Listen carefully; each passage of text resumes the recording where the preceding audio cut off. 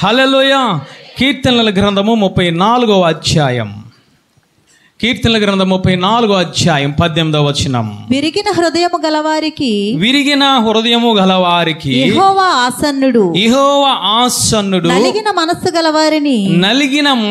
గలవారిని ఆయన రక్షించును. హల్లెలూయా. ఆయన ఆసన్నుడు అవుతాడట. ఎవరి దగ్గరికి అయ్యానంటే, ఎవరైతే మనసు విరిగిపోయి ఉన్నారో, ఎవరైతే పశ్చాత్తాపపడుతూ ఉన్నారో, అయ్యా నేను పాపినని ఒప్పుకొని గుండెలు బాదుకుంటూ ఉన్నారో, అలాంటి వారి దగ్గరికి ఆయన సింహాసనములు వదిలి వారి దగ్గరికి వచ్చే దేవుడట. హల్లెలూయా. వచ్చి ఏమి చేస్తారయ్యా అంటే వారిని రక్షించి కాపాడతారట. చప్పట్లు కూడా దేవాది దేవుని స్తుతిద్దాం. హల్లెలూయా. ఎప్పుడు అనంటే విరిగిన మనసు గలవారు యొద్దకు. ఎప్పుడు విరుగుతుంది అనంటే వాక్యము నీలో ఉన్నప్పుడు మనసు ఇరుగుతుంది. నువ్వు విరిగిన వాడువు, విరిగిన విశ్వాసి ఏమి చేస్తాడయ్యానంటే 2 చేతులు ఎత్తి ప్రార్థన చేస్తాడు. హల్లెలూయా. అంటే యేసయ్య నీ దగ్గరికి రావాలేనంటే నువ్వు ఏమి చేయాలయ్యానంటే విరిగి నలిగిన మనసుతో ఆయనకు నువ్వు ప్రార్థన చేయాలి. హల్లెలూయా. మౌనంగా కూర్చుంటే రాడాయన. నీ మనసు విరగకపోతే ఆయన రాడు. నువ్వు పశ్చాత్తాపము కలిగి కన్నీరుతో ప్రార్థన చేస్తే ఆయన నీ దగ్గరికి వచ్చే దేవుడు. హల్లెలూయా. నీ భర్త నీ దగ్గరికి రాకపోవచ్చు, నువ్వు కేక వేస్తే. నీ బిడ్డలు నీ దగ్గరికి రాకపోవచ్చు, కోపగించి వెళ్ళిపోవచ్చు. కానీ నా దేవుడు అంటూ ఉన్నాడు, విరిగి నలిగిన మనసులు గల వారి యొద్దకు నేను ఆసీనుడైన గల దేవుడును. హల్లెలూయా. నువ్వు ఇంటిలో ఉన్నా, నీ మందిరంలో ఉన్నా, నువ్వు ఎక్కడ ఉన్నా సరే కన్నీటితో ప్రార్థన చేస్తే ఆయన అంటూ ఉన్నారు, నేను వచ్చే దేవుడును. హల్లెలూయా. ఎందుకు వస్తాడయ్యానంటే నువ్వు శ్రమలలో ఉంటూ ఉన్నవే, నువ్వు బాధలలో ఉంటూ ఉన్నవే, అందరూ నన్ను విడిచిపెట్టారు అనుకుంటూ ఉన్నవే, నా తండ్రి నన్ను వెళ్ళిపోమన్నాడు, లోకమంతా నన్ను వెలివేసిందని నువ్వు అనుకుంటూ ఉన్నావు కదా. అలాంటి సమయంలో ఆయన నీ దగ్గరికి వచ్చి నిన్ను ఆదరించి, నిన్ను బలపరిచి, నిన్ను స్థిరపరిచి, ఆయన శ్రమలన్నిటిలో ఉండి కూడా నిన్ను రక్షించి పరిపూర్ణ ఆనందంతో నింపే దేవుడు. హల్లెలూయా. దావీదు గారు అంటూ ఉన్నారు, అయ్యా నువ్వు రావాలనంటే నా మనసు విరగాలయ్యా. అంటే దేవుడు రావాలంటే నీ దగ్గర ఉన్న ఆయుధము ఏమిటయ్యానంటే, 1 వాక్యము, 2వదిగా నువ్వు కార్చే కన్నీరు. అందుకే దావీదు గారు అంటూ ఉన్నారయ్యా, నేను కార్చిన ప్రతి కన్నీరు, ప్రతి బాష్ప బిందువు కూడా నీ దగ్గర కవిలిలో ఉన్నాయి. అవి చూసి నువ్వేమి చేస్తావు తెలుసా? ఊరుకుండే దేవుడువు కాదు. అవి చూసి అవి లెక్క కట్టి, ఏ బిడ్డ అయితే ప్రార్థన చేస్తుందో, ఏ బిడ్డ అయితే అంగలారుస్తుందో, ఏ బిడ్డ అయితే నడిగే హృదయం కలిగి ఉండి రొమ్ము కొట్టుకొని విలపిస్తుందో అక్కడికి వచ్చే దేవుడు అని ఆయన మాట్లాడుతున్నాడు. హల్లెలూయా. ఈరోజు మనము ప్రార్థన చేస్తూ ఉన్నామా తలే? ఈరోజు ప్రార్థన చేయగలుగుతున్నామా? ప్రార్థన అంటే ఎవరో చేస్తారు నువ్వు అనుకుంటూ ఉన్నావు. ఎవరి ప్రార్థన వారిని రక్షిస్తుంది. దేవుడు మాట్లాడుతూ ఉన్నాడు, ఎవరైతే నా నామమును ప్రార్థన చేస్తారో వారు మాత్రమే రక్షింపబడతారు. హల్లెలూయా. నువ్వు చేసే ప్రార్థన, ఆయన దగ్గరికి వెళ్ళి ఆ ప్రార్థన ద్వారా ఆయన నిన్ను రక్షించే దేవుడు. హల్లెలూయా. నీకు ఆర్థిక ఇబ్బందులు ఉన్నాయా? ప్రార్థన చేయి. ప్రార్థన ద్వారా నీ ఆర్థిక ఇబ్బందులను ఆయన తీసివేసే దేవుడు. నీకు అనారోగ్యం ఉందా? నువ్వు కన్నీటితో ప్రార్థన చేయి, నువ్వు ఉపవాసం ఉండు. ఆ ఉపవాసం చూసి దేవుడు నీకు ఆరోగ్యాన్ని ఇచ్చే దేవుడు. హల్లెలూయా. నువ్వు ఆత్మను పొందుకోవాలా? నువ్వు ఉపవాసం ఉండి ప్రార్థన చేయి, ఆయన పరిశుద్ధాత్మతో నింపే దేవుడు. హల్లెలూయా. ఒకవేళ ఆత్మను పోగొట్టుకొని ఇక్కడ నువ్వు ఉన్నావేమో, ఆత్మను పోగొట్టుకొని వాక్యం వింటూ ఉన్నావో, ఎందుకు నా జీవితం నువ్వు అనుకుంటూ ఉన్నావేమో, ఎందుకు నా బ్రతుకు నువ్వు అనుకుంటూ ఉన్నావేమో, దేవునికి ఒక్కసారి ఉపవాసం ఉండి ప్రార్థన చేస్తే తిరిగినవన్నీ దేవుడు నీకు ఇచ్చే దేవుడు. హల్లెలూయా. ఏ సంతోషం అయితే పోయిందో, ఏ ఆనందం అయితే పోయిందో, దేవుని దగ్గర ఏదైతే నువ్వు కోల్పోయావో ప్రతిదీ కూడా ఆయన ఇచ్చే దేవుడు. ఎప్పుడయ్యానంటే నువ్వు ఆయనకి కన్నీటితో ప్రార్థన చేసినప్పుడు. హల్లెలూయా. నువ్వు పరలోకం వెళ్ళాలంటే చివరికి ప్రార్థన మాత్రమే. అందుకే దేవుడు అంటూ ఉన్నారు, నేను వచ్చే సమయం అనుకో, ఎవరైతే మోకాళ్ళు ఉండి నా నామములో ప్రార్థన చేసి నోరు తెరుస్తారో వారిని మాత్రమే నేను రక్షించే దేవుడును. హల్లెలూయా. అంటే నువ్వు పరలోకానికి వెళ్ళాలన్నా నువ్వేమి చేయాలి? నీ దగ్గర ఉండవలసింది ఏమిటనంటే కన్నీటి ప్రార్థన. హల్లెలూయా. దొంగ మాట్లాడుతున్నాడు, కొన్ని గంటల్లో చనిపోతూ ఉన్నాడు, కొన్ని నిమిషాల్లో చనిపోతూ ఉన్నాడు, కన్నీటితో ప్రార్థన చేస్తూ ఉన్నాడు. నా తప్పుని నేను తెలుసుకున్నానయ్యా, నిన్ను దొంగనయ్యా, నిన్ను పాపినయ్యా, ఒక్కసారి నన్ను జ్ఞాపకము చేసుకో. దేవుడు అంటూ ఉన్నాడు, నాకన్నా ముందు నీవు పరదేశంలోనూ ఉంటావు. హల్లెలూయా. అంటే నువ్వు రక్షణ పొందాలన్నా, నువ్వు చివరికి నువ్వు పరలోక రాజ్యంలోనికి, ఆ కానాను పట్టణంలోనికి, ఆయన సింహాసనం దగ్గరికి నువ్వు వెళ్ళాలన్నా నీ దగ్గర ఉండవలసింది, నా దగ్గర ఉండవలసింది ఏమిటంటే ప్రార్థన. ప్రార్థన ప్రార్థన ఉండాలి తల్లి. ఈరోజు ఆ ప్రార్థన నీ నా జీవితంలో ఉన్నదా? నువ్వు రక్షింపబడ్డావని అనుకుంటూ ఉన్నావు, ప్రార్థన విడిచిపెడుతూ ఉన్నావు. రక్షింపబడ్డానని బాప్తీసము తీసుకున్నావు, ఉపవాస ప్రార్థనలో ఏకీభవించడం లేదు, కన్నీరు కార్చడం లేదు తల్లి. దేవుడు ఈరోజు మనతో మాట్లాడుతున్నాడు. ప్రార్థన పరిస్థితిని మార్చివేస్తుంది, ప్రార్థన స్వస్థత ఇస్తుంది, ప్రార్థన రక్షిస్తుంది, ప్రార్థన ఆత్మలో బలపెడుతుంది, ప్రార్థన శక్తినిస్తుంది, ప్రార్థన బలమునిస్తుంది, ప్రార్థన నిన్ను పరలోకానికి తీసుకువెళ్తుంది. హల్లెలూయా. ఇటువంటి ప్రార్థన మానేస్తూ ఉన్నావమ్మా. దేవుడు నీతో మాట్లాడుతున్నాడు తల్లి. అరుణోదయం లేచి ఎన్ని రోజులయ్యింది? అరుణోదయం లేచి 2 చేతులు ఎత్తి నీ ఆత్మను కుమ్మరించి ఎన్ని రోజులయ్యింది తల్లి? ప్రార్థన నీకు కాపుదలనిస్తుంది, ప్రార్థన నీ పిల్లల్ని కాపాడుతుంది, ప్రార్థన నీ ఆత్మీయ జీవితాన్ని రక్షిస్తుంది, ప్రార్థన నీ జీవితాన్ని ఏమి చేస్తుందో తెలుసా? పరిశుద్ధపరుస్తుంది. హల్లెలూయా. ప్రార్థన విడిచిపెడుతూ ఉన్నామో ఒక తీర్మానము తీసుకో దేవుని దగ్గర. ఎందుకయ్యానంటే విరిగి నెలిగిన హృదయముతో ప్రార్థన చేస్తే ఆయన సింహాసనమును వదిలే నీ ఇంటిలోనికి వచ్చే దేవుడు, ఆయన సింహాసనమును వదిలే నీ యొక్క మోకాళ్ళ దగ్గరికి వచ్చే దేవుడు, ఆయన సింహాసనమును వదిలే నీ హృదయములోనికి వచ్చి నిన్ను ఆయన ఆదుకునే దేవుడు తల్లి. ప్రార్థన చేయాలి. అందుకైనంటూ ఉన్నారు, ఇదిగో నా మందిరము ఎలాంటిది తెలుసా? సమస్త జనులకు, సమస్త మానవులకు, అది స్త్రీ అయినా, అది పురుషుడైనా, అడు తెల్లగా ఉన్నా, వాడు నల్లగా ఉన్నా, అడు చిన్నవాడైనా, పెద్దవాడైనా, వృద్ధాప్యములో ఉన్నవారైనా, ప్రతి సమస్త జనులకు నా మందిరము ప్రార్థనా మందిరము. చప్పట్లు కూడా దేవాది దేవుని స్తుతిద్దాం. హల్లెలూయా.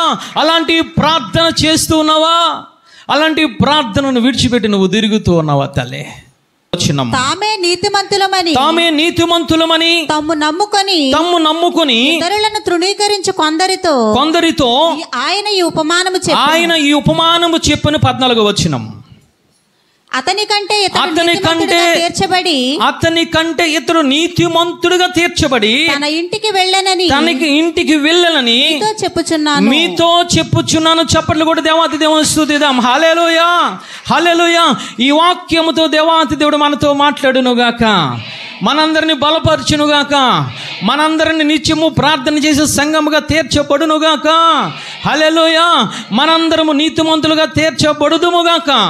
ఆయన అంటూ ఉన్నారు. 2వ ఉపమానంలో ఆయన అంటూ ఉన్నారు, 2 మనుషులను జ్ఞాపకం చేస్తూ ఉన్నాడు. ఒకడు పరిసయ్యుడు, 2వ వాడు సుంకరి. 2 కూడా దేవాలయంలోనికి వచ్చి ప్రార్థన చేస్తూ ఉన్నారు. కానీ దేవుడు ఏమంటూ ఉన్నారంటే, ఒక్కరిని మాత్రమే ఆ ప్రార్థన విని నీతిమంతులుగా తీర్చాడు. ఇంకొకడు ప్రార్థన చేశాడు, కానీ తన శక్తితో, తన బలముతో, తన తెలివితేటలతో ప్రార్థన చేశాడు. దేవుడు అంటూ ఉన్నారు, నువ్వు నీతిమంతుడువు కాదయ్యా, నీవు అనీతిమంతుడువు అని అక్కడ తీర్పును వెలువడి చేశారు. ఈరోజు మనము ప్రార్థన చేస్తున్నాం. నీ ప్రార్థన ద్వారా నువ్వు నీతిమంతుడుగా తీర్చబడాలి. నువ్వు చేసే ప్రార్థన ద్వారా నువ్వు విశ్వాసముతో ఆయన ఆశీర్వాదము పొందుకునే విధముగా ఉండాలి. నీ ప్రార్థన ద్వారా నువ్వు పరిశుద్ధుడిగా తీర్చబడాలి.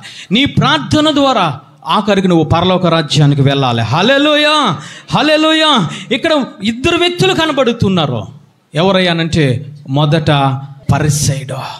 దేవాలయానికి ఎప్పుడు వచ్చాడో తెలియదు, కానీ మొట్టమొదట ఆ దేవాలయానికి వచ్చిన వారు ఎవరయ్యానంటే పరిసయ్యుడు వచ్చాడు. హల్లెలూయా. పరిసయ్యుడు ప్రార్థన చేస్తూ ఉన్నాడు. అయ్యా ఇదిగో నేను అని మొదలెడుతూ ఉన్నాడు. అయ్యా ఇదిగో నేను ఎలాంటి వాడిని తెలుసా? నిన్ను వ్యభిచారిని కాదు, నిన్ను దొంగని కాదయ్యా, నిన్ను దోచుకునే వాడిని కాదు, నేను పాపిని కాదని ప్రార్థన చేస్తూ ఉన్నాడు. రెండో అతను దూరంగా నిలబడి రొమ్ము కొట్టుకుంటూ అంటూ ఉన్నాడు, అయ్యా నేను పాపిని, నన్ను క్షమించని మాట్లాడుతున్నాడు. తల్లి, ఈరోజు దేవుడు నీతో నాతో మాట్లాడుతున్నాడు. మనందరం ఉపవాస ప్రార్థన చేసాం, ఉపవాసం ఉన్నాం. ఏ విధముగా మనం ప్రార్థన చేస్తున్నాం? నీ ప్రార్థన ఆయన సన్నిధికి వెళుతుందా? నీ ప్రార్థన ఆయన బెల్లపీఠమ్మ దగ్గరికి వెళుతుందా? నీ ప్రార్థనను విని ఆయన నీ దగ్గరికి వచ్చి ఆ జవాబు దయచేస్తూ ఉన్నాడా తల్లి? అందుకే దావీదు గారు అంటూ ఉన్నారు, విరిగి నలిగిన మనసు గల వారి యొద్దకు ఆయన ఆసీనుడై వచ్చి ఆయన వారిని మనవిని వారిని రక్షించును. హల్లెలూయా! వారిని రక్షిస్తాడు తల్లి. ఇద్దరు వ్యక్తులు ఇక్కడ కనబడుతున్నారు.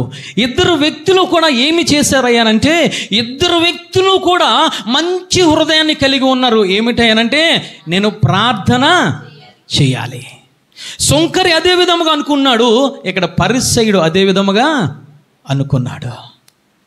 రెండవదిగా ఇద్దరు కూడా దేవాలయంలోనికే వచ్చారు. హల్లెలూయా! అంటే దేవాలయము దగ్గరికే వచ్చారు.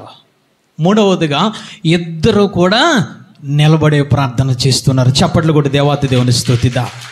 హల్లెలూయా!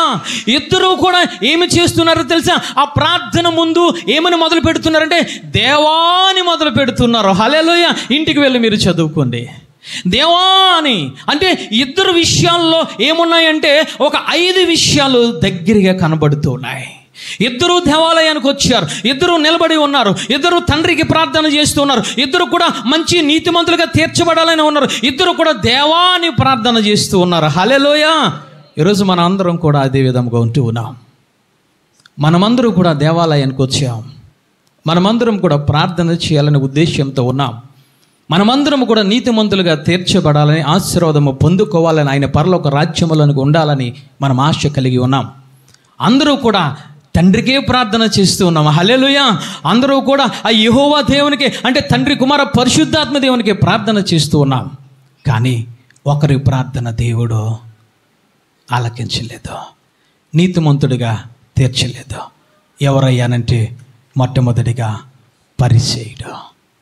ఏమి చేశాడు ఈ పరిసయ్యుడు అంటే, మొదట మనము చూసినట్లయితే 11వ వచనములో ఆయన అంటూ ఉన్నాడు, పరిసయ్యుడు నిలవబడి, దేవా నేను చోరులను అన్యాయస్తులను వ్యభిచారులైన ఇతర మనుషులైన లేను చాలు తల్లి లేను అని మాట్లాడుతున్నాడు.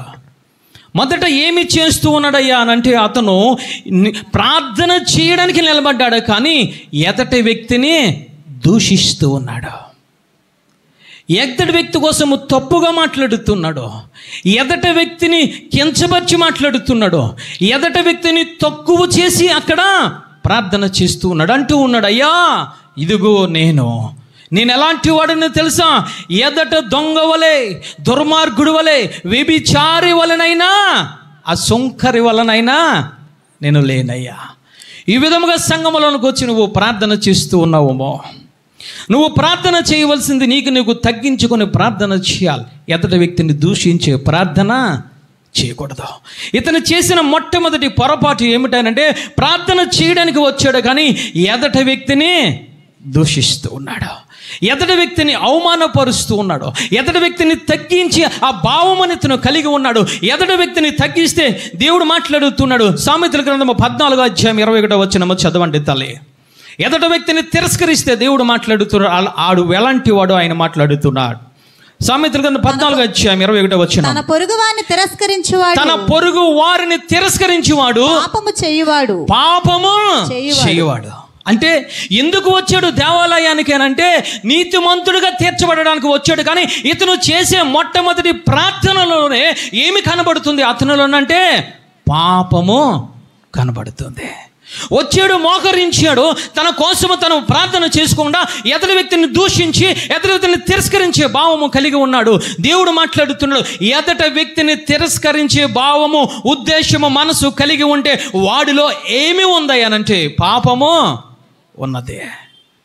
ఈరోజు నువ్వు ప్రార్థన చేయడానికి వస్తూ ఉన్నావు, ఉపవాసం ఉన్నావు, ఎదటి వ్యక్తిని కించబరుస్తున్నావేమో, నేను చేసే ఉపవాసమే గొప్ప అనుకుంటూ ఉన్నావు, నేను చేసిన ఆ ప్రార్థనే గొప్ప అనుకుంటూ ఉన్నావేమో, నేను చేసే ఆ యొక్క కన్నీరే గొప్ప అనుకుంటూ ఉన్నావేమో, ఎదుటి వ్యక్తిని దూషిస్తున్నామో, తిరస్కరిస్తూ ఉన్నావేమో.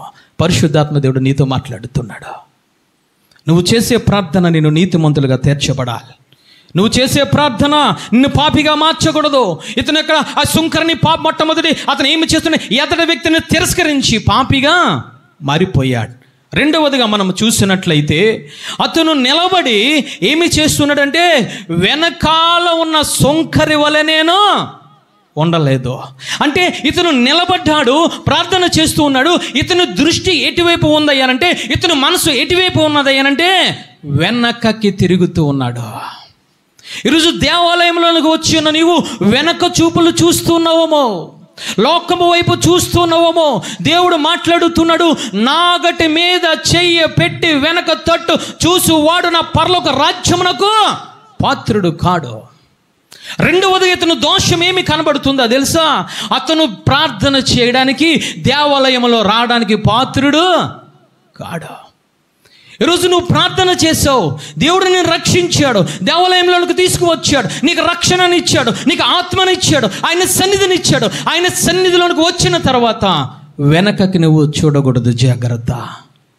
వెనక తట్టు చూస్తున్నావేమో, ఏదైనా పాపము దేవుడు మాట్లాడుతున్నాడు, నీ పాపములను నేను జ్ఞాపకము చేసుకున్నా, అవి ఎక్కడ వేస్తున్నానో తెలుసా? నీ వీపు వెనకాల నేను వేస్తూ ఉన్నాను.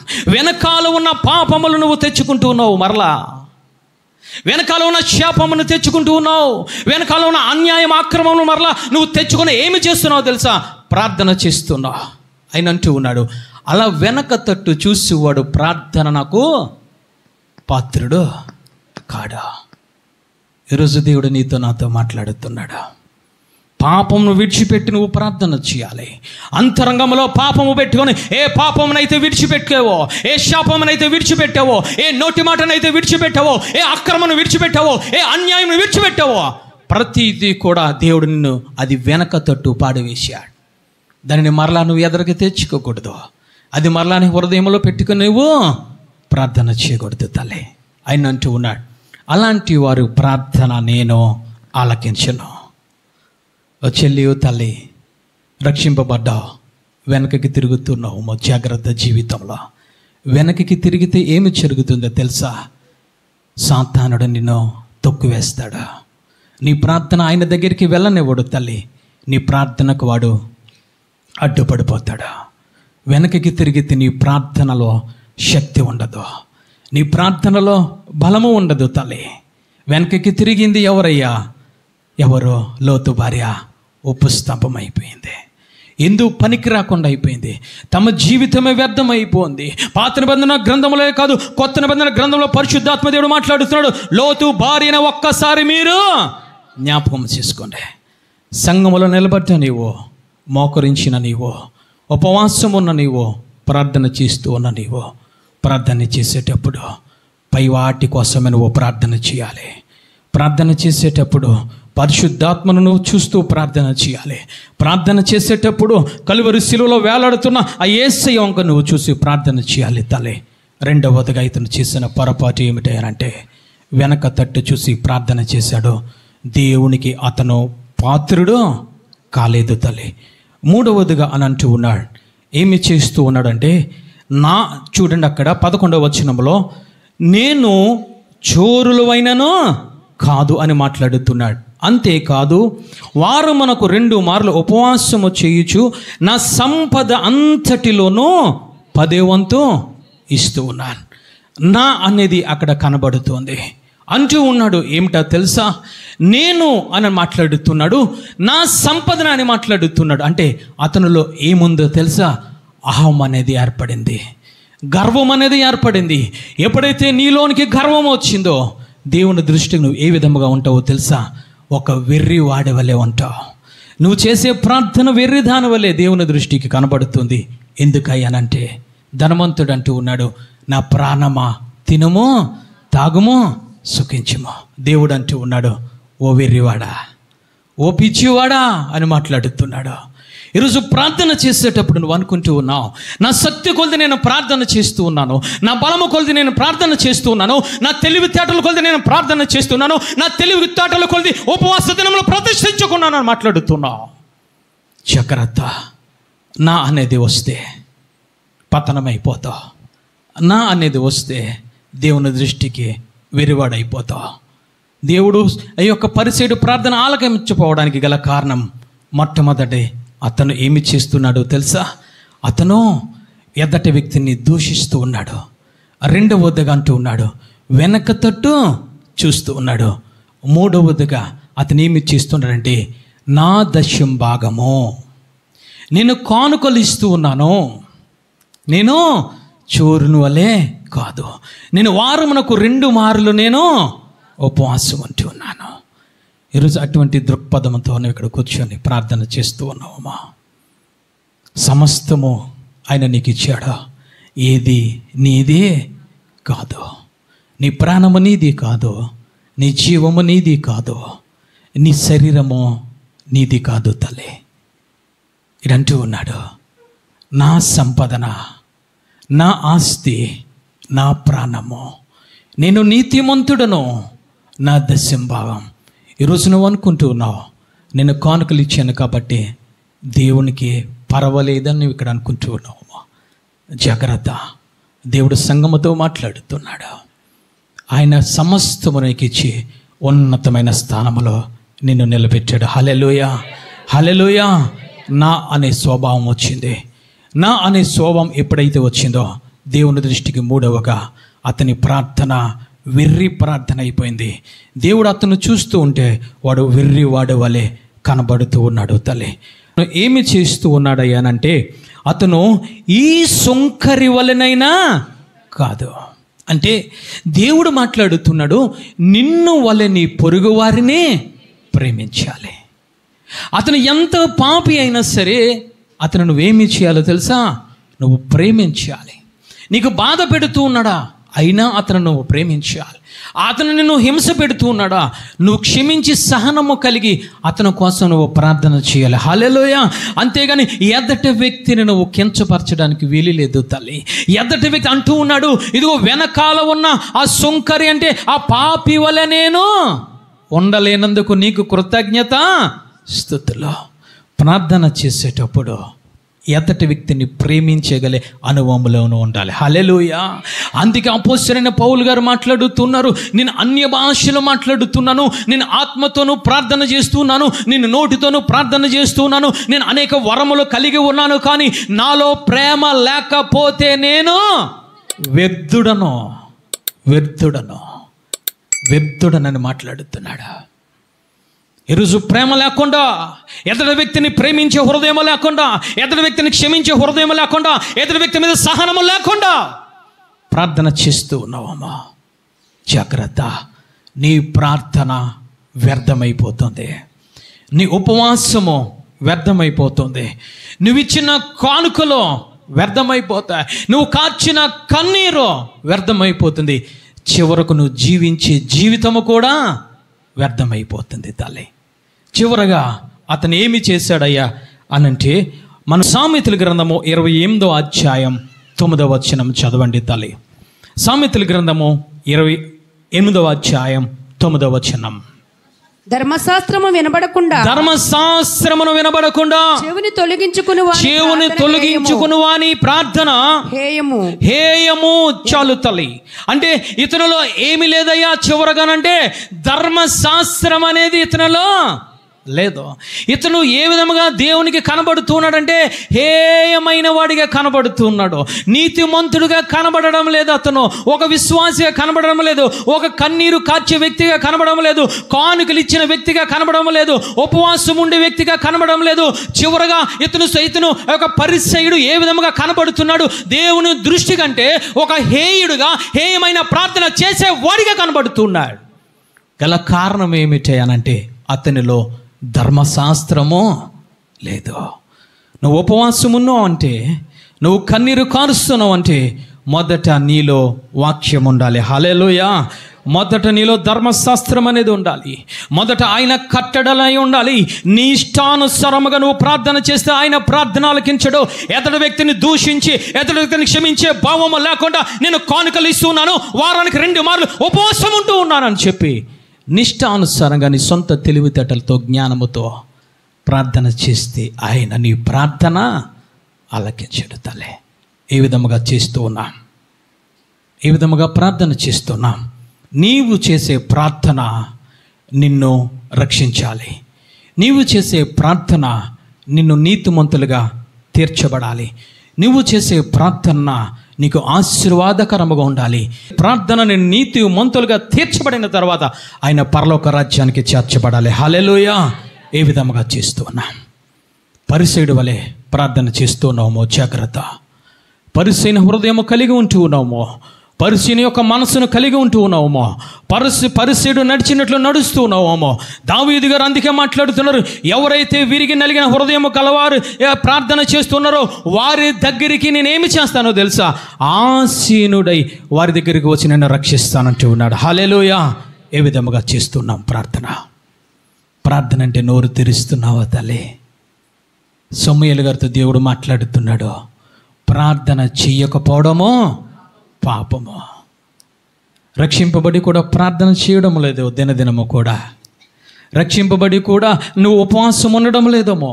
రక్షింపబడి కూడా యాజకులు మాట వినకుండా ఉపవాస ఆ దినంలో ప్రతిష్ఠించుకోకుండా నీకు పేర్లు ఇచ్చినా సరే ఇది నాది కాదని నువ్వు అనుకుంటూ ఉన్నావమ్మో. జాగ్రత్త. దేవుడు నీతో మాట్లాడుతున్నాడు. నీ ప్రార్థన నిన్ను నీతిమంతుడిగా తీరుస్తుంది. నీ ప్రార్థన నిన్ను పరలోక రాజ్యానికి తీసుకువెళ్తుంది. హల్లెలూయా. ఎందుకు దేవుడు ఈ యొక్క పరిసయ్యుని తృణీకరించాడో, ఎందుకు దేవుడు ఈ పరిసయ్యుడు ప్రార్థనను త్రోసిపుచ్చాడో, ఎందుకు నీతిమంతుడిగా ఈ పరిసయ్యుడు తీర్చబడలేకపోయాడయ్యానంటే, ఒకటి తిరస్కార బుద్ధి కలిగి ఉన్నాడు. అతను దేవుని దృష్టికి మొదట పాపిగా తీర్చబడ్డాడు. రెండవదిగా అతనిలో ప్రేమ లేదు, ప్రేమ లేకపోతే వ్యర్థుడైపోయాడు.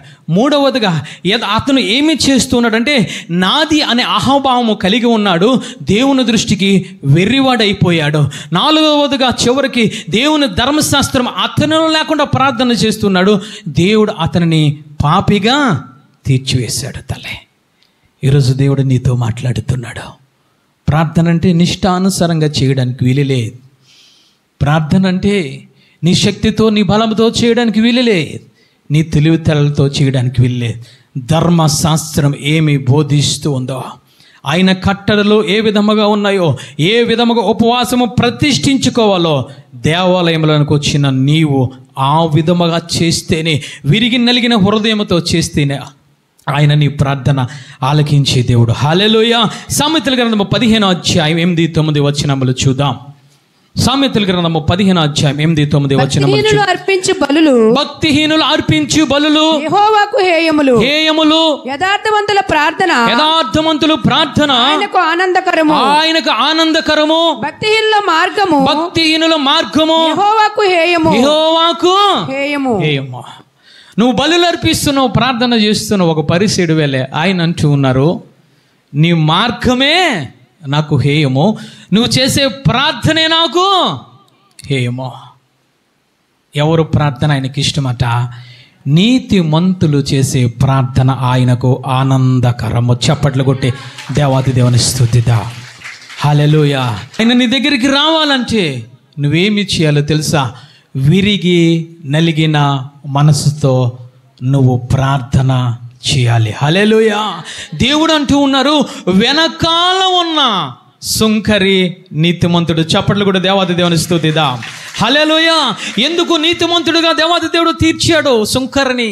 సుంకరి అనగా ఎవడయ్యానంటే పాపి. లేఖనము సెలవిస్తుంది, సుంకరిని ఎక్కడ ఉన్నా సరే వారిని ఆ యొక్క లోకము ఏ విధముగా ఉంటుందంటే పాపి అనే ముద్ర వేస్తూ ఉంది. జక్కయ్యనంటూ ఉన్నారు, అతను ఎలాంటి వాడు తెలుసా? పాపి. అంటే సుంకరి అంటే ఆ మాటకు అంటే ఆ యొక్క అభిప్రాయం ఏమిటనంటే అతను పాపి. అందుకే ఈ పరిసయ్యుడు మాట్లాడుతున్నాడు, వెనకాల ఉన్న సుంకరి వలె నేను ఉండనందుకు నీకు కృతజ్ఞతులయ్యా. అంటే సుంకరి ఏ విధముగా కనబడుతున్నాడు ఈ లోకానికనంటే పాపి వలె కనబడుతూ ఉన్నాడు. దేవుడు అంటూ ఉన్నాడు ఆ సుంకర్ని, ఇదిగో లోకమంతా నిన్ను పాపి అంటూ ఉన్నారు, లోకమంతా నేను అపరిశుద్ధుడు అంటూ ఉన్నాడు, లోకమంతా నీ మీద శాపం ఉందంటూ ఉన్నారు. కానీ దేవుడు మాట్లాడుతున్నాడు, నేను నిన్ను నీతిమంతుడుగా తీర్చాను. చప్పట్లు కూడా దేవాది దేవుని స్తుతిద్దాం. హల్లెలూయా. అంటే నువ్వు చేసే ప్రార్థన ఏ విధముగా ఉండాలి అంటే, నువ్వు చేసే ఉపవాసం ఏ విధముగా ఉండాలి, నువ్వు కార్చే కన్నీరు ఏ విధముగా ఉండాలి, నువ్వు మాట్లాడే ప్రతి మాట కూడా ఏ విధముగా ఉండాలి అని అంటే విరిగి నలిగిన హృదయంతో ఉండాలి. హల్లెలూయా. కన్నీరు కారుస్తూ సుంకరి అంటూ ఉన్నాడు, అయ్యా దూరముగా నిలబడి, దేవా అయ్యా కన్నులెత్తుటకైనా నాకు ధైర్యం చాలక రొమ్ము కొట్టుకుంటూ దేవునికి, అయ్యా నేను పాపిని, నన్ను ఒక్కసారి క్షమించు అని ప్రార్థన చేస్తూ ఉన్నాడు తల్లి. ఎందుకు దేవుడు ఈ యొక్క సుంకరిని నీతిమంతుడిగా తీర్చాడయ్యానంటే, అక్కడ కొన్ని విషయాలు మనకి దేవుడు పరిశుద్ధాత్మ దేవుడు పొందుపరిచాడు. మొట్టమొదటిగా ఏమిటనంటే దూరముగా నిలబడ్డాడు. హల్లెలూయా. దేవాలయంలోనికి రాలేదు, దూరముగా నిలబడ్డాడు. అంటే అతనిలో ఏముందో తెలుసా? దేవుడంటే భయం ఉంది తల్లి, దేవుడంటే భక్తి ఉంది. దేవుడు పరిశుద్ధుడు, నేను పాపాత్ముడిని, నిన్ను దేవుని సమీపించడానికి కానీ, దేవుని చూడడానికి కానీ, దేవుని యొక్క సన్నిధిలో అడుగు పెట్టడానికి కూడా నాకు అర్హత లేదయ్యా. దూరముగా నిలబడి భయభక్తులు కలిగి ప్రార్థన చేస్తూ ఉన్నాడు. హల్లెలూయా. భయభక్తులు కలిగి కన్నీరు కారుస్తూ ఉన్నాడు, భయభక్తులు కలిగి రొమ్ము కొట్టుకుంటూ ఉన్నాడు. అంటే అతని జీవితంలో ఏమి కనబడుతున్నాయి? మొట్టమొదట అంటే అతని జీవితంలో ఆ భయభక్తులు అనేవి ఆ యొక్క సుంకరి ప్రార్థనలో మనకి కనబడుతున్నాయి. ఈరోజు భయం అనేది నీకుందా? ఇష్టానుసారంగా వస్తున్నావు దేవుని సన్నిధికి, ఇష్టానుసారముగా ఒక హోటల్కి వెళ్ళినట్టు, ఒక పార్కుకి వెళ్ళినట్టు, ఓ బంధువుల ఇంటికి వెళ్ళినట్టు వచ్చి నువ్వు ప్రవర్తిస్తున్నావు. దేవుని మందిరం అంటే భయం ఉండడం లేదు, దేవుని బలిపీఠం అన్నా భయం ఉండడం లేదు. భయం ఉంటే ఏమి చేస్తామో తెలుసా? పాపాన్ని విడిచిపెడతావు. హల్లెలూయా. సామెతల గ్రంథములైన మాట్లాడుతున్నాడు, యెహోవా యందు భయభక్తులు కలిగి ఉండడము ఏమిటంటే చెడుతనమును విసర్జించుకోవడమే. ఇక్కడ సుంకరులే మొట్టమొదటిగా దూరముగా నిలబడి ఉన్నాడు. ఎందుకంటే మొదటి దేవుని యందు భయభక్తులు కలిగి ఉండి తన పాపమును విడిచిపెట్టుకోవడానికి రొమ్ము కొట్టుకుంటూ ప్రార్థన చేస్తూ ఉన్నాడు. హల్లెలూయా. అందుకే సామెతల గ్రంథంలో మాట్లాడుతున్నాడు, ఆయన దేవాలయములకు వచ్చిన నీవు నీ ప్రవర్తనను సరి చూసుకోమని మాట్లాడుతున్నాడు. ఈరోజు ఏ విధముగా ఉంది నీ ప్రవర్తన? దేవాలయంలోకి వచ్చిన నీవు నీ ప్రవర్తన సరి చేసుకోవాలి. నీ నోటి మాటను, నీ కంటి చూపును, నీ క్రియలను, నీ ప్రవర్తన ప్రతిదీ కూడా సరి చేసుకోవాలి. భయభక్తులు నువ్వు కలిగి ఉండాలి. ఈరోజు ఏ విధముగా ఉంటూ ఉన్నాం మనం? దేవుడంటే ఎవరయ్యా అంటే ఒక్కసారి చూద్దాం. 97వ దావీదు కీర్తన 5వ వచనం చదవండి. ఆయన సన్నిధి ఏ విధముగా కనబడుతుందో, యెహోవా సన్నిధిని సర్వలోకనాథుని సన్నిధి. చప్పట్లు కూడా దేవాది దేవుని స్తుతిద్దాం. హల్లెలూయా. ఆయన బలిపీఠము, సర్వలోక సన్నిధి. ఆయన మాట్లాడుతున్నాడయ్యా, నీ సన్నిధి ఎలాంటిది తెలుసా? సర్వలోకమునకు సన్నిధి, సర్వలోకమునకు బలిపీఠమయ్యా. సర్వలోకము కూడా నీ సన్నిధిలో ఏ విధముగా ఉంటారో తెలుసా? సాగిలు పడతారని మాట్లాడుతున్నారు. చప్పట్లు కూడా దేవాది దేవుని స్తుతిద్దాం. హల్లెలూయా. అలాంటి సర్వలోక సన్నిధిలోనికి వస్తున్నాం మనం. భయం లేకుండా, వాక్యాన్ని శ్రద్ధగా వినకుండా పక్కకు చూస్తూ ఉన్నాం. పిల్లల ముద్దులు ఆడుతున్నాం, పిల్లలకి ముద్దులు ఎడుతున్నాం, పిల్లలతో ఆడుకుంటూ ఉన్నాం. దేవుడు మాట్లాడుతున్నాడు. ఎందుకు నీ ప్రార్థన వినడం లేదు? కారణం ఏమిటో తెలుసా? నిష్టానుసారంగా సంగములకు వచ్చి ప్రవర్తిస్తున్నావు. నిష్టానుసరమైన ఆలోచనతో నీ మనసుకు నచ్చినట్లు నువ్వు ప్రవర్తిస్తున్నావు. దేవుడు ఎందుకు సుంకరి ప్రార్థన ఆలకించాడనంటే దూరముగా నిలబడి భయభక్తులు కలిగి ఉండి ప్రార్థన చేస్తూ ఉన్నాడు. హల్లెలూయా. ప్రార్థన చేస్తూ ఉన్నాడు. హెబ్రీ పత్రిక 5వ అధ్యాయం 7వ వచనం చూద్దాం. పరిశుద్ధాత్మ దేవుడు తండ్రి అయిన కుమారుడు కోసం మాట్లాడుతున్నాడు. ఆయన ఏ విధంగా కలిగి ఉన్నాడు కుమారుడు తండ్రి పట్ల అని మాట్లాడుతున్నాడు. అక్కడ హెబ్రీ పత్రిక 5:7 శరీరధారయ్యున్న దినములలో రోదనతోను కన్నీళ్లతోను మరణము నుండి రక్షింపగలవానికి ప్రార్థనలను యాచనలను సమర్పించి భయభక్తులు కలిగి ఉన్నందున ఆయన అంగీకరించిన. చప్పట్లు కూడా దేవాది దేవుని స్తుతిద్దాం. హల్లెలూయా. ఎవరయ్యానంటే యేసుక్రీస్తు ప్రభుల వారి యొక్క ప్రార్థన తండ్రి అయిన దేవాతి దేవుడు యెహోవా దేవుడు అంగీకరించడానికి గల కారణం ఏమిటంటే కుమారుడయ్యుండి కూడా తండ్రి మీద భయభక్తులు కలిగి ఉన్నాడట. చప్పట్లు కూడా దేవాతి దేవుడు స్తుతిద్దాం. హల్లెలూయా. నువ్వు మోకరించావనంటే, నువ్వు ప్రార్థన చేయాలంటే, నువ్వు ఉపవాసం ఉన్నావనంటే నువ్వు ఏమి చేయాలో తెలుసా? నీలో ఉండవలసింది మొట్టమొదట దేవుని యందు భయభక్తులు కలిగి ఉండాలి. అమ్మ, తండ్రి మీద ఏమన్నా భయభక్తులు కలిగి ఉండవన్న అవసరం ఏమన్నా దేవునికి ఉందా? కుమారునికి ఏమైనా అవసరం ఉందా? దేవుడు అంటూ ఉన్నారు, నా కుమారుడికి సమస్త అధికారములు నేను ఇచ్చాను, సమస్త పరిశుద్ధతను ఇచ్చాను, సమస్త విశ్వాసమును ఇచ్చాను, సమస్త అధికారములు ఇచ్చాను. కానీ కుమారుడు ఏమి చేస్తున్నాడో తెలుసా? ప్రార్థనించే సమయానికి, మోకరించే సమయానికి, కన్నీరు కార్చే సమయానికి, దేవునితో మాట్లాడుకునే సమయానికి ఏమి కలిగి ఉంటూ ఉన్నాడో తెలుసా? భయభక్తులు కలిగి ఉంటూ ఉన్నాడు. హల్లెలూయా. లేఖనము సెలవిస్తుంది, అక్కడ శరీరముగా ఉన్న దినములలో దేవుడు ఏమి చేస్తున్నాడో తెలుసా? యేసుక్రీస్తు ప్రభువు ఏమి చేస్తున్నాడో తెలుసా? కన్నీరు కార్చే సమయంలో, ప్రార్థన చేసే సమయంలో, ఉపవాసం ఉండే సమయంలో, ఇదిగో నా ప్రార్థన ఆలకించాలంటే నేను దేవునికి భయభక్తులు కలిగి ఉన్నందున నా ప్రార్థన తండ్రి అంగీకరించాడని మాట్లాడుతున్నాడు. హల్లెలూయా. నీ ప్రార్థన దేవుడు అంగీకరిస్తూ ఉన్నాడా? మోకరించు అంటే మోకరిస్తావు, రెండు చేతులు ఎత్తమంటే ఎత్తుతావు, కళ్ళు మూయమంటే కళ్ళు మోస్తావు, ఎవరో చెప్పకపోతే నిష్టానుసారంగా ప్రవర్తిస్తావు. భయం ఉందా మనకి? భయభక్తులు ఉంటూ ఉన్నాయా? ప్రసంగి గంతగత మాట్లాడుతున్నాడు.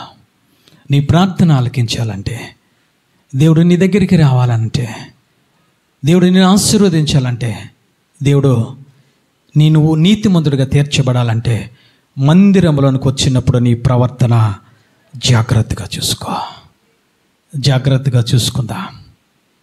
జాగ్రత్త పడదాము తల్లి.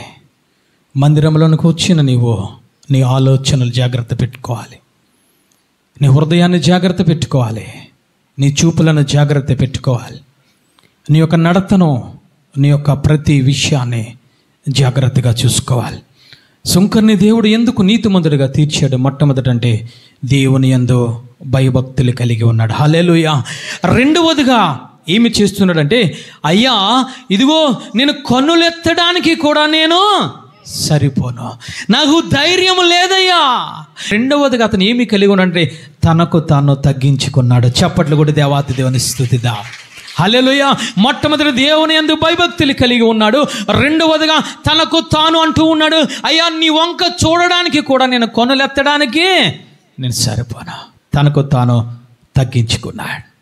దేవుడు నీ ప్రార్థన ఆలకించాలంటే, మందిరంలోనికి వచ్చిన నీవు, మందిరంలోకి వచ్చిన ప్రతి విశ్వాసి ఏమి చేయాలంటే తనకు తాను తగ్గించుకోవాలి. హల్లెలూయా. నీకు నువ్వు హెచ్చించుకుంటే దేవుడు ప్రార్థన వినడు. అక్కడ పరిసయ్యుడు అంటూ ఉన్నాడు, అది నాది, అది నా ధనం, అది నేను వాడి వలె లేను, హెచ్చించుకుంటూ ఉన్నాడు. కానీ ఇక్కడ సుంకరి తనకు తాను తగ్గించుకుంటూ ఉన్నాడు. హల్లెలూయా. తగ్గించుకుని నువ్వు ప్రార్థన చేయాలి. ఏదో గొప్ప గొప్ప మాటలతో, గొప్ప గొప్ప వాక్యాలతో ప్రార్థన చేస్తే ఆయన ప్రార్థన ఆలకించడు. నువ్వేమి చేయాలి? మొట్టమొదట ఆయన యందు భయభక్తులు కలిగి ఉండాలి. రెండవదిగా నీకు నీవు తగ్గించరి కూర్చోమని చెప్పమా, లేదా వెనక పంపించే. నీకు నువ్వు ఏమి చేయాలో తెలుసా? తగ్గించుకొని ఉండాలి. చప్పట్లు కూడా దేవాతి దేవుని స్తుతిద్దాం. హల్లెలూయా. ఏ విధంగా తగ్గించుకోవాలో తెలుసా? అతను సుంకరి ఏమి చేస్తున్నాడంటే వణికిపోతూ ఉన్నాడు.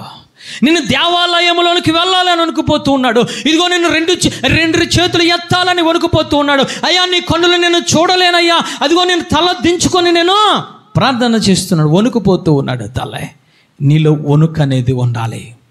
కీర్తనల గ్రంథము 96వ అధ్యాయం 8-9 వచనములు చూద్దాం. పరిశుద్ధ అలంకారం ధరించుకొని, పరిశుద్ధ అలంకారములు ధరించుకొని యెహోవాకు నమస్కారం చేయుడి. యెహోవాకు నమస్కారము చేయుడి. సర్వభూజనులారా, సర్వభూజనులారా ఆయన సన్నిధి వనకండి. చప్పట్లు కూడా దేవాది దేవుని స్తుతిద్దాం. హల్లెలూయా. అంటే నువ్వు దేవుని సన్నిధిలోనికి వచ్చినప్పుడు నువ్వేమి చేయాలో తెలుసా? సర్వలోక జనులారా మీరు వనకండి. నీలో భయం అనేది ఉండాలి, నీలో వణుక అనేది ఉండాలి. అయ్యో దేవుడు పరిశుద్ధుడు, ఆయన సర్వోన్నతుడు, ఆయన మందిరములో బలిపీఠం ఉన్నది, ఆయన అతి పరిశుద్ధుడు అని చెప్పి నేను ఏమి చేయాలి అనంటే వణుకుతూ ప్రార్థన చేయాలి. సుంకర్ ఏమి చేస్తూ ఉన్నాడంటే కన్నులెత్తడానికైనను అతను ధైర్యము చాలక భయపడుతూ ఉన్నాడు, వణుకుతూ ఉన్నాడు. తల్లి వనకాలి. నిన్ను పాపినయ్యా, నీకు వ్యతిరేకంగా నేను జీవించాను, నీ వ్యతిరేకంగా నేను బ్రతుకుతున్నానయ్యా అని చెప్పి నువ్వేమి చేయాలో తెలుసా? నువ్వు ప్రార్థన చేసే రెండవదిగా నువ్వు వణికే ఆ యొక్క స్వభావంలోనికి రావాలి. హల్లెలూయా, హల్లెలూయా. అపోస్తలుడైన పౌలు గారిని చూసి ఎవరు వణికారు తల్లి? జైలు అధికారి వణుకుతున్నాడు. అయ్యా నేను రక్షణ పొందాలంటే నేను ఏమి చేయాలి? వణుకుపోతూ ఉన్నాడు. అంటే యాజకులను చూసే ఒక భక్తుడు వణుకుతూ ఉన్నాడంటే మనం ఎవరిని చూసి వనకాలయ్యాలంటే అతి పరిశుద్ధుడైన దేవుని సన్నిధిలోనికి వచ్చినప్పుడు మనము వనకాలి. హల్లెలూయా. తండ్రి కుమార పరిశుద్ధాత్మ దేవుని చూసి మనము వనకాలి. ఈరోజు మనం వణుకుతున్నామా? మన ఇష్టానుసారంగా మనము ప్రార్థన చేస్తూ ఉన్నాం. నేను దశమ భాగాలు ఇస్తూ ఉన్నానయ్యా, నేను భోజనాలు పెడుతూ ఉన్నానయ్యా, ఎందుకోసం నన్ను కాపాడు, ఎందుకోసం నన్ను ఆశీర్వదించు, 10వ వంతు ఇస్తూ ఉన్నాను కదా, వారానికి 2 సార్లు నేను ఉపవాసం ఉంటూ ఉన్నాను కదా, ఎక్కడ ప్రార్థన కూడంలో అయితే అక్కడికి వస్తూ ఉన్నాను కదా, ఇదిగో నన్ను ఎందుకు నీవు నా ప్రార్థన ఆలకించమనే అభిప్రాయంతో కలిగి ఉన్నా. పరిస్థితి ఆ విధంగానే ప్రార్థన చేస్తూ ఉన్నాడు. నా దశమ భాగం అంతా నేను ఇస్తూ ఉన్నానే, ప్రతి నెల నేను ఇస్తూ ఉన్నానే, ప్రతి సంవత్సరం క్రిస్మస్కి కానుక ఇస్తూ ఉన్నానే, ఇక ప్రతి కూటములకు నేను కానుక ఇస్తూ ఉన్నానే, ప్రతి యాజకులకు నేను వచ్చిన వారికి నేను చేతిలో కానుక పెడుతూ ఉన్నానే. ఎందుకు నా ప్రార్థన నీవు ఆలకించావు? ఎందుకు నా ప్రార్థన ఆలకించి నా బిడ్డలను కాపాడావు? ఎందుకు ప్రార్థన ఆలకించి నాకు ఆరోగ్యాన్ని ఇవ్వవు? ఎందుకు నా ప్రార్థన ఆలకించి నన్ను దీవించు అని మాట్లాడుతున్నా. వణికే స్వభావం లేదు, తగ్గించుకునే స్వభావం లేదు, ఆయన సన్నిధికి వచ్చి భయభక్తులు కలిగి ఉండి ప్రార్థన చేసే స్వభావం లేదు.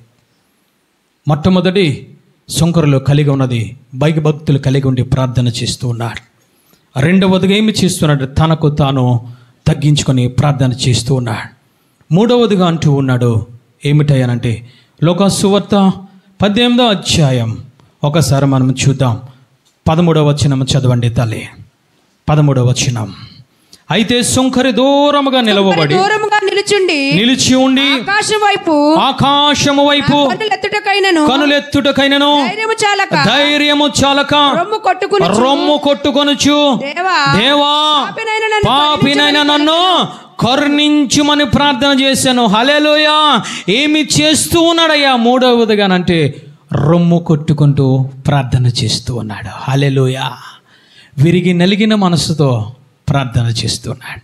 అందుకే దావీదు గారు అంటూ ఉన్నారు, ఎవరైతే విరిగి నలిగిన మనసుతో ప్రార్థన చేస్తారో వారి దగ్గరికి నేను ఆసీనుడై వస్తాను, వారి ప్రార్థన ఆలకించి వారిని నేను రక్షిస్తాను. హల్లెలూయా. విరిగి నలిగిన మనసుతో ప్రార్థన చేస్తూ ఉన్నాడు తల్లి. ఈరోజు ఎటువంటి మనసుతో ప్రార్థన చేస్తున్నావు? ఎటువంటి మనసుతో ఉపవాసం ఉన్నావు? అందరూ ఉండాలని ఉంటున్నామా? అందరూ నోరు తెరవాలని నోరు తెరిచి ప్రార్థన చేస్తూ ఉన్నామా? ఏమి చేస్తూ ఉన్నాడు సుంకరయ్య అనంటే విరిగి నలిగిన మనసుతో రొమ్ము కొట్టుకుంటూ విలపిస్తూ ఉన్నాడు. హల్లెలూయా. అంటే తన స్థితిని జ్ఞాపకము చేసుకున్నాడు. దేవాలయంలోకి వచ్చావానంటే మొదట దేవుడు నీ ప్రార్థన ఆలకించాలి, అంగీకరించాలి అనంటే ఒకటి ఆయన యందు భయభక్తులు కలిగి ఉండాలి. రెండవదిగా తగ్గించే స్వభావంలోనికి ఉండాలి. మూడవదిగా నీ యొక్క స్థితిని నీవు తెలుసుకునే విధముగా ఉండాలి. హల్లెలూయా. సుంకరి తన స్థితిని తెలుసుకున్నాడు తల్లి. అంటూ ఉన్నాడు, రొమ్ము కొట్టుకుంటూ అంటూ ఉన్నాడు, అయ్యా నేను పాపినే, నేను పరిశుద్ధుని కాదయ్యా, నీ ఎదురుకుంటా నేను పాపము చేశానయ్యా, ఇదిగో నా పాపము నాకు కనబడుతుంది, నీ సన్నిధానికి వచ్చాను కాబట్టి, ఇదిగో నువ్వు పరిశుద్ధుడు కాబట్టి నేను ఏ విధంగా ఉన్నానో తెలుసా, నేను పాపి వలె ఉన్నానని తన స్థితిని తాను జ్ఞాపకం చేసుకుంటూ ఉన్నాడు. హల్లెలూయా. అందుకే కొరింథీ పత్రికలు అంటూ ఉన్నాడు, నీ స్థితిని నీవు జ్ఞాపకము చేసుకో, నీ స్థితిని నువ్వు జ్ఞాపకము చేసుకో. ఎక్కడి నుంచి వచ్చావో ఆ స్థితిని నువ్వు జ్ఞాపకము చేసుకో. ఒకప్పుడు నువ్వు ఐగుప్తులో ఉన్నావు, ఒకప్పుడు ఐగుప్తు ఆశలో ఉన్నావు, ఒకప్పుడు నువ్వు దేవునికి దూరముగా ఉన్నావు. కానీ ఆ దూరములో ఉన్న నిన్ను ఏమి చేశాడో తెలుసా? యేసయ్య ఆయన సన్నిధానంలోనికి తీసుకువచ్చాడు, ఆయన రక్షణలోనికి తీసుకువచ్చాడు, ఆయన విశ్వాసంలోనికి తీసుకువచ్చాడు, ఆయన పరిశుద్ధతలోనికి తీసుకువచ్చాడు. కాబట్టి ఆ పరిశుద్ధతలో ఉండి నువ్వు ప్రార్థన చేయాలి. హల్లెలూయా. నీ స్థితిని జ్ఞాపకము చేసుకోకుండా నువ్వు ప్రార్థన చేయకూడదు. శంకర్ అంటూ ఉన్నాడు, అయ్యా నేను పాపిని, నేను పరిశుద్ధుని కాదయ్యా, నా స్థితి నాకు అర్థమవుతూ ఉంది, ఇదిగో నా స్థితి నాకు కనబడుతూ ఉంది, నా జీవితము కనబడుతుంది, నా అంతరంగంలో ప్రతి పాపము కూడా నాకు కనబడుతూ ఉందయ్యా, నా స్థితిని నేను జ్ఞాపకము చేసుకుంటూ ఉన్నాను, నేను పాపిని, నన్ను కరుణించు ప్రభువా. నీ స్థితిని నువ్వు జ్ఞాపకం చేసుకోవాలి. దేవుని సన్నిధానికి వచ్చావంటే దేవుడు నేను ఏ విధంగా రక్షించాడో, దేవుడు నీ కోసం ఎందుకు వచ్చాడో, దేవుడు నీ కోసం ఏ విధంగా ప్రాణాన్ని అర్పించాడో, దేవుడు నీ కోసం ఏ విధంగా బలి అయిపోయాడో, చివరి రక్త బిందు వరకు నేను ఏ విధంగా రక్షించాడో దానిని నీవు జ్ఞాపకము చేసుకోవాలి. యెరూషలేములో ఉంది, బెత్లెహేములో ఉంది. ఆ స్థితిని జ్ఞాపకం చేసుకోకుండా నయోమి దూర దేశము, మోయాబు దేశము వెళ్ళిపోయింది. తన స్థితిని జ్ఞాపకము చేసుకోలేదు. అయ్యో దేవుడు నన్ను దీవించాడే, దేవుడు నన్ను ఆశీర్వదించాడే, నేను ప్రార్థన చేస్తూ ఉన్నానే, ఇదిగో నా బిడ్డలను దీవించాడే, ఇదిగో నా భర్తను దీవించాడే, మేము సురక్షితంగా ఉన్నామని చెప్పి జ్ఞాపకము చేసుకోలేదు. తన స్థితిని జ్ఞాపకము చేసుకోకుండా మోయాబు జ్ఞాపకము చేసుకుంది, మోయాబు దేశమును జ్ఞాపకము చేసుకుంది. అదిగో అక్కడ ఆహారము దొరుకుతుందమో, ఇగో దేవుని సన్నిధిని, దేవుని సహవాసమును, దేవుని యొక్క సంఘమును విడిచిపెట్టి ఎవరిని జ్ఞాపకం చేసుకుంది అంటే పూర్వపు స్థితిని జ్ఞాపకం చేసుకుంది. నువ్వు ప్రార్థన చేసేటప్పుడు నీ స్థితిని నువ్వు జ్ఞాపకం చేసుకోవాలి. ఏ విధముగా పిలువబడ్డావో, ఇప్పుడు ఏ విధముగా ఉంటూ ఉన్నావో నువ్వు జ్ఞాపకం చేసుకోవాలి. తల్లి, పరిసయుడు జ్ఞాపకము చేసుకోలేదు. పరిసయుడు తనకు తాను హెచ్చించుకుంటూ ఉన్నాడు. అందుకే లేఖనము సెలవిస్తుంది కదా, తనకు తాను హెచ్చించుకున్నవాడు తగ్గించబడును, తనకు తాను తగ్గించుకున్నవాడు హెచ్చింపబడు. నీ స్థితిని జ్ఞాపకం చేసుకోవాలి. దేవుని సన్నిధానికి వచ్చావంటే నీ పరిస్థితిని జ్ఞాపకం చేసుకోవాలి. నువ్వు పాటలు పాడుతున్నావా, నీ స్థితిని జ్ఞాపకం చేసుకో. నువ్వు ప్రార్థన చేస్తున్నావా, నీ స్థితిని జ్ఞాపకం చేసుకో. నువ్వు వాక్యాన్ని బోధిస్తున్నావా, నీ స్థితిని జ్ఞాపకం చేసుకో. నువ్వు పరిచర్య చేస్తున్నావా, ఆ స్థితిని జ్ఞాపకం చేసుకో. నీ స్థితిని మర్చిపోకూడదు. ఏం చేస్తున్నాడంటే నా స్థితిని నేను జ్ఞాపకం చేసుకున్నాను. నేను శంకర్ అంటూ ఉన్నాడు, అయ్యా నేను పాపిని. హల్లెలూయా. చప్పట్లు కొట్టి దేవత దేవుని స్తుతిదా. విరిగి నలిగిన మనసుతో ప్రార్థన చేస్తూ ఉన్నాడు. వెంటనే దేవాతి దేవుడు ఆ యొక్క శంకర్ దగ్గరికి వచ్చాడు. చప్పట్లు కొట్టి దేవాతి దేవుని స్తుతిదా. ఈరోజు నీ స్థితి ఏ విధంగా ఉంది?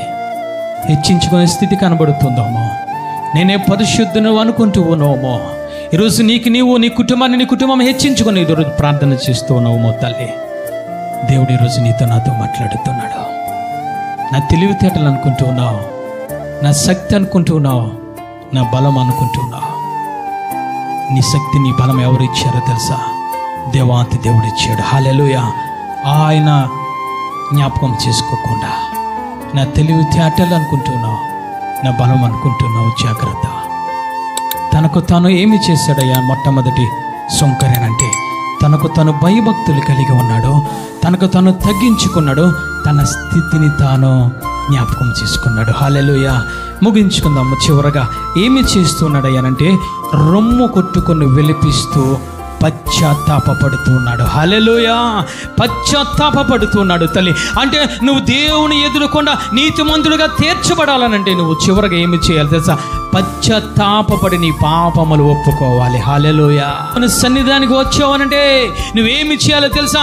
వాక్యముని కనబడుతూ ఉన్నప్పుడు నీ పాపమును కప్పుకోవడానికి ప్రయత్నం చేయకూడదు. నీ శాపమును కప్పుకోవడానికి ప్రయత్నం చేయకూడదు. నీ పాపమును ముసుగు వేసి దాచు ఆయన నువ్వు కప్పుకోవడానికి ప్రయత్నం చేయకూడదు తల్లి. నీ పాపమును ఏమి చేయాలో తెలుసా? పశ్చాత్తాపపడి ఒప్పుకోవాలి. ఇతనేమి చేస్తున్నాడంటే విరిగి నలిగిన మనస్సుతో అంటూ ఉన్నాడు, అయ్యా నేను పాపిని ఒప్పుకుంటూ ఉన్నాడు. లేఖనం సెలవిస్తుంది, అతిక్రమములు చేయవాడు వర్ధిల్లడు, కానీ అవి ఒప్పుకొని విడిచిపెట్టేవాడు దేవుని కనికరమును పొందుకొనును. సుంకరి కనికరము పొందుకున్నాడు. ఇదిగో శాస్త్రి పరిసడు ఆ యొక్క కనిక పొందుకోలేకపోవడానికి గల కారణం ఏమిటంటే అతను కప్పుకొని ప్రార్థన చేస్తున్నాడు. పరిసయుడు సుంకరి ఒప్పుకొని ప్రార్థన చేస్తూ ఉన్నాడు. హల్లెలూయా. వాక్యము నీతో మాట్లాడుతున్నప్పుడు, పరిశుద్ధాత్మదేవుని హృదయాన్ని తడుతున్నప్పుడు కప్పుకోవడానికి ప్రయత్నం చేయకు తల్లి, కీడులో పడిపోతావు. కప్పుకోవడానికి ప్రయత్నం చేయకు, అవినీతిమంతుడిగా తీర్చబడతావు. కప్పుకోవడానికి ప్రయత్నం చేయకు, శోధనలో పడిపోతావు. కప్పుకోవడానికి ప్రయత్నం చేయకు, సాతాను చేతుల్లోనికి వెళ్ళిపోతావు. జాగ్రత్త. కప్పుకోలేదు ఇతను అంటూ ఉన్నాడు, నేను పాపిని ప్రభు అని ఒప్పుకొని ప్రార్థన చేస్తూ ఉన్నాడు. హల్లెలూయా. ఒప్పుకోవడం వల్ల ఏమి జరిగింది తెలుసా? దేవుని యొక్క కనికరమును సుంకరి పొందుకున్నాడు. చప్పట్లు కొట్టి దేవాతి దేవుని స్తుతిద్దాం. హల్లెలూయా. ఏమి కానుకలు ఇవ్వలేదు సుంకరి, ఏమి దశమ భాగం ఇవ్వలేదు సుంకరి, వారానికి 2 సార్లు ఉపవాసం ఉండలేదు సుంకరి. ఏమి చేస్తున్నాడో తెలుసా? దేవుని కనికరము పొందుకోవడానికి ఒప్పుకొని విడిచిపెట్టాడు. ఒప్పుకొని అంటూ ఉన్నాడు, అయ్యా నేను పాపిని ప్రభా, ఆ పాపములోనికి నేను వెళ్ళను. నన్ను పరిశుద్ధుడిగా తీర్చు ప్రభువా, నన్ను నీతిమంతుడిగా తీర్చు ప్రభువా అని అంటే దేవుడు అంటూ ఉన్నాడు, ఇదిగో పరిసేయుడితో మాట్లాడుతున్నాడు, నీ వెనకాల ఉన్న ఆ సుంకరి నీతిమంతుడిగా నేను తీర్చాను. హల్లెలూయా. చప్పట్లు కూడా దేవాది దేవుని స్తుతిద్దాం. హల్లెలూయా. ఒప్పుకున్న నీవు విడిచిపెట్టాలి. ఒప్పుకున్న నీవు ఇప్పుడు ఒప్పుకొని విడిచిపెట్టి మరలా సోమవారం చేయడానికి వీలులేదు, మరలా మంగళవారం ఆ పాపంలో పడిపోవడానికి వీలులేదు. నువ్వు ఒప్పుకొని విడిచిపెట్టావంటే నీ జీవితాంతము కూడా పాపము చేయడానికి వీలులే, ఆ పాపములో పడిపోవడానికి వీలులే.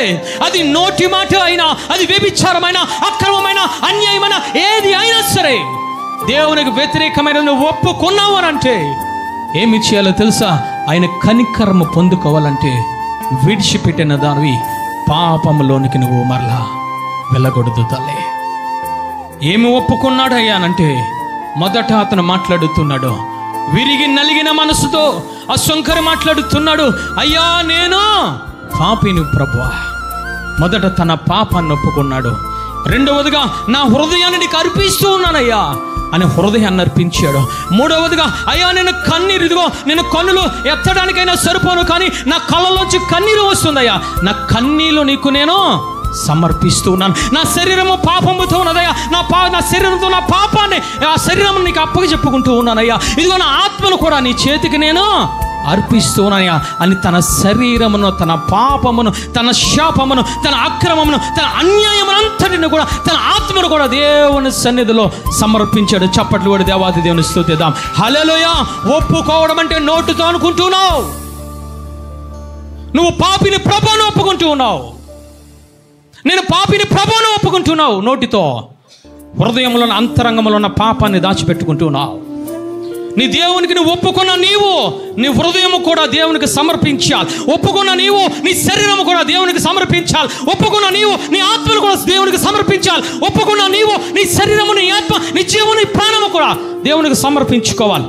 అది నిజమైన ఒప్పుకోలు, అది నిజమైన ఒప్పుకోలు. ఈరోజు ఒప్పుకుంటున్నాం ఏ విధంగా తెలుసా?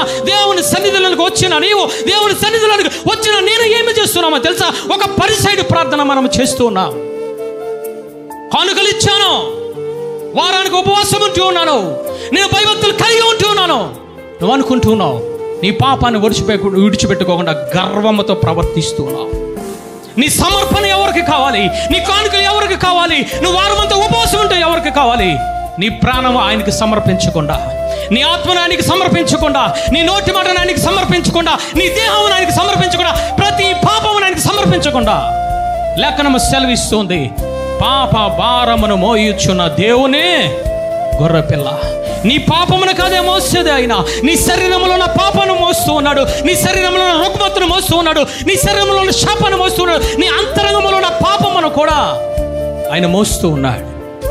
ఈరోజు నువ్వు ఒప్పుకుంటూ ఉన్నావు, నోటితో ఒప్పుకొని ప్రభు వలన సమీపిస్తున్నావు. జాగ్రత్త. నోటితో ఒప్పుకుంటున్నావు నేను పాపిని అంటూ ఉన్నావు, నోటితో ఒప్పుకుంటున్నాను వ్యభిచారని అంటూ ఉన్నావు, నేను ఓపుతో ఒప్పుకుంటున్నావు అన్యాయం అక్రమముగా నేను ధనము సంపాదిస్తూ ఉన్నాను, నోటితో ఒప్పుకుంటున్నావు. బయటికి వెళ్ళి సోమవారం అదే పాపంలో పడుతున్నావు. నీ ఒప్పుకోలు నిజమైన ఒప్పుకోలు కాదు. దేవుడు అంటూ ఉన్నాడు, సుంకరి చేసిన ప్రార్థన నేను ఆలకించి అతను నీతిమంతులుగా తీర్చాను. కారణం ఏమిటో తెలుసా? అతను మొదట దేవుని యందు భయభక్తులు కలిగి ఉన్నాడు, తనకు తను తగ్గించుకొని ఉన్నాడు, తన స్థితిని తెలుసుకొని ఉన్నాడు. సజీవ యాగముగా నేను పాపిని ప్రభు అంటూ ఉన్నాడు. చివరగా ఒప్పుకొని విడిచిపెడుతున్నాడు. తన పాప శరీరమును విడిచిపెట్టాడు, తన పాప తలంపులను విడిచిపెట్టాడు, తన పాప క్రియలను విడిచిపెట్టాడు. ఆత్మలో దాగి ఉన్న అంతరంగంలో దాగి ఉన్న పాపమును విడిచిపెట్టి రొమ్ము కొట్టుకుంటూ విలిపిస్తున్నాడు, నన్ను కరుణించు ప్రభువా, నన్ను కాపాడు ప్రభువా, నన్ను ఒక్కసారి జ్ఞాపకం చేసుకో ప్రభువా. ఇటువంటి ప్రార్థన చేస్తూ ఉన్నావా తల్లి? నీ ప్రార్థన నిన్ను నీతిమంతుడిగా తీర్చబడాలి. నీ ప్రార్థన దేవుని దగ్గరికి వెళ్ళి, ఈ బిడ్డ నీతిమంతుడు, ఈ సంఘము నీతిగల సంఘం, ఈ కుటుంబము నీతిని అనుసరిస్తుంది, ఈ బిడ్డ, ఈ కుమారుడు, ఈ కుమార్తె, ఈ తల్లి నీతిమంతురాలుగా అని నువ్వు కనబడాలి తల్లి. ఆయన కనబడాలి. ఈరోజు ఎటువంటిగా మనము కనబడుతున్నాం? నీతిమంతుడిగా కనబడుతున్నావా? ఈయన రక్తము కోసము దేవాతి దేవుడు మాట్లాడుతున్నాడు, ఈయన శరీరము కోసము మాట్లాడుతున్నాడు. ఆయన అంటూ ఉన్నారు, నా రక్తము నా శరీరము ఎలాంటిది తెలుసా? నిజమైన నా శరీరం, నిజమైన నా రక్తం. హల్లెలూయా. అంటే దాని అర్థం ఏమిటో తెలుసా? నేను నీతిమంతుడను, నా శరీరము నీతి గలది, నా రక్తము నీతి గలది. దీనిని మీరు భుజించాలంటే ఒక్కసారి మీకు మీరు జ్ఞాపకము చేసుకోనండి. ఒక సుంకరి వలె ఉన్నావా? ఒక పరిసైడు వలె ఉన్నావా? ఆయన మాట్లాడుతున్నాడు, ఇది నా నిజమైన నా శరీరము అని జ్ఞాపకం చేస్తూ ఉన్నాడు. ప్రభు వల్ల సమీపించే సమయంలో అందుకే ఆయన మాట్లాడుతున్నాడు, ఒక రొట్టెని ఎత్తుకొని కృతజ్ఞత స్తుతులు చెల్లించి నువ్వు జ్ఞాపకము చేసుకోనండి. ఏమిటి జ్ఞాపకము చేసుకోవాలి? నువ్వు తీసుకునే శరీరము, నువ్వు త్రాగే రక్తము నీతిమంతుడి రక్తం. అది నీకోసము ప్రాణము పెట్టిన రక్తం, అది నీకోసము ఆ యొక్క రక్తమును చిందించిన రక్తం, అది పరిశుద్ధమైన రక్తం. అది పిలాతు భార్య మాట్లాడుతుంది, పిలాతుతో మాట్లాడుతుంది, అతని జోలుకు పోవద్దు. అతను ఎవడో తెలుసా? నీతిమంతుడు. నీతిమంతుడు జోలికి పోవద్దు పిలాతు. నువ్వు వెళ్ళిపోయి ఇదిగో తీర్పు తీరుస్తావమ్మా, జాగ్రత్త, నేను వ్యసన పడుతూ ఉన్నాను. కలలో ఆయన నాతో మాట్లాడాడు. అతను ఎవడో తెలుసా? నీతిమంతుడు. నీతిమంతుని రక్తమును జోలికి వెళ్తావేమో, నీతిమంతుని యొక్క ఆ యొక్క తీర్పును తీరుస్తున్నావేమో, జాగ్రత్త. నీ తీర్పును జాగ్రత్తగా పెట్టుకో, నీ నోటి మాటను జాగ్రత్త పెట్టుకో, నీ తలపును జాగ్రత్త పెట్టుకో. పిలాతు విన్నాడు, దానిలో నాకు పాలు పంపులు లేవు, నీతిమంతుడు రక్తంను ఒలికించేంత ధైర్యం నాకు లేదు, నీతిమంతుడును తీర్పు తీర్చే ధైర్యం నాకు లేదని చెప్పి నీళ్లు తెమ్మని చెప్పి చేతిలో కడుక్కున్నాడు. నాకేం సంబంధం లేదు. అతను నీతిమంతుడు, అతను నీతిమంతుడు, అతనిలో ఏ దోషమో లేదు. ఈరోజు దేవుడు నీతో మాట్లాడుతున్నాడు. నీతిమంతుడిగా ఉన్నావా తల్లి? అది నీతిమంతుడైన శరీరం, ఆయన నీతిమంతుడైన రక్తము తల్లి. నిష్టానుసారంగా తీసుకోవడానికి వీలులే, అందరూ తీసుకుంటూ ఉన్నారని తీసుకోవడానికి వీలులే. ఎలా కోలంగా ఈరోజు నువ్వు తీసుకుంటూ ఉన్నావు. యవనస్తుడా, యవనస్తురాలా, పరిశుద్ధాత్మదేవుడు నీతో నాతో మాట్లాడుతున్నాడు. నన్ను జ్ఞాపకం చేసుకున్న తర్వాత, మీ స్థితి జ్ఞాపకం చేసుకున్న తర్వాత ఈ బల్లలో పాలు పంపులు పొందండి అని మాట్లాడుతున్నారు. ఎవరు నీతిమంతుడనంటే అబ్రహాము గారి దగ్గరికి వచ్చి దేవుడు ఏం చేశారో తెలుసా? ఆ రొట్టెను ద్రాక్షారసమును అబ్రహాము గారికి ఇచ్చారు తల్లి. ఎందుకో తెలుసా? లోకమును జయించి వస్తూ ఉన్నాడు. లోకమును జయించి వస్తూ ఉన్నాడు. ఇదిగో విజయోత్సాహంతో వస్తూ ఉన్నాడు. వస్తున్న అబ్రహాము కోసం దేవుడు ఏమి సిద్ధపరిచాడో తెలుసా? పరలోకము నుంచి దిగి, ఆయన సింహాసనం నుంచి దిగి, ఆయన శరీరమును, ఆయన రక్తమును పట్టుకొని అబ్రహాముకి ఇచ్చాడు. గల కారణం ఏమిటో తెలుసా? అబ్రహాము కోసం దేవుడు మాట్లాడుతాడు. అతడు నన్ను నమ్మిన అబ్రహాము నీతిమంతుడిగా తీర్చబడ్డాడు. ఈ లోకమును జయించగలిగావా? ఈ శరీరస నేత్రస జీవపు డంబాన్ని విడిచిపెడితే, దేవుని దృష్టిలో నీతిమంతుడిగా తీర్చబడితే ఒక సుంకరి వలె ఆయన నీతిమంతుడైన రక్తమును సేవించాలి. నీతిమంతుడైన ఆ యొక్క శరీరమును భుజించాలి.